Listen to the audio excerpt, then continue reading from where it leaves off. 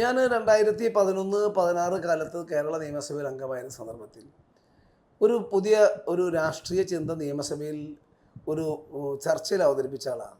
അന്ന് speaker G കാർത്തികേയനായിരുന്നു. അദ്ദേഹം ഭയങ്കരമായി പ്രോത്സാഹിപ്പിച്ചു. ഗ്രീൻ പൊളിറ്റിക്സ് എന്നാണ് നമ്മൾ അതിനിട്ടൊരു പേര്. ലോകത്തിലെ പല രാജ്യങ്ങളിലും വികസിത രാജ്യങ്ങളിലും വികസ്വര രാജ്യങ്ങളിലും ഒരുപോലെ ചർച്ച ചെയ്യപ്പെടുന്നതാണ് ഗ്രീൻ പൊളിറ്റിക്സ്.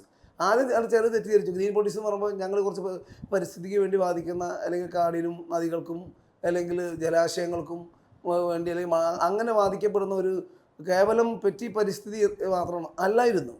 ഞങ്ങൾ കേരളത്തിൽ ഒരു സസ്റ്റൈനബിൾ ഡെവലപ്മെൻറ്റ് ഉണ്ടാകണമെങ്കിൽ മനുഷ്യൻ്റെ മനസ്സിനകത്ത്, ഇപ്പോൾ രാഷ്ട്രീയക്കാരുടെയും ഉദ്യോഗസ്ഥന്മാരുടെയും ജനങ്ങളുടെയും മനസ്സിനകത്ത് ഒരു കാതലായ മാറ്റം വേണം. ആ മാറ്റത്തിൽ ഒന്ന് anti corruption, anti communalism, anti violence, anti compartment വൽക്കരണം. ഈ 4 പോളിസിയിൽ നിന്ന് എല്ലാവരെയും കൂട്ടിയോജിപ്പിച്ച് ഒരു കോമൺ പ്ലാറ്റ്ഫോം കേരളത്തിന് വേണം എന്നൊരു വികാരം തലമുറകളിലേക്ക് പങ്കുവയ്ക്കപ്പെടണം. അത് പങ്കുവയ്ക്കപ്പെടുമ്പോൾ അതിൽ നിന്നുണ്ടാകുന്ന ഒരു പ്രോഡക്റ്റ് ഉണ്ട്.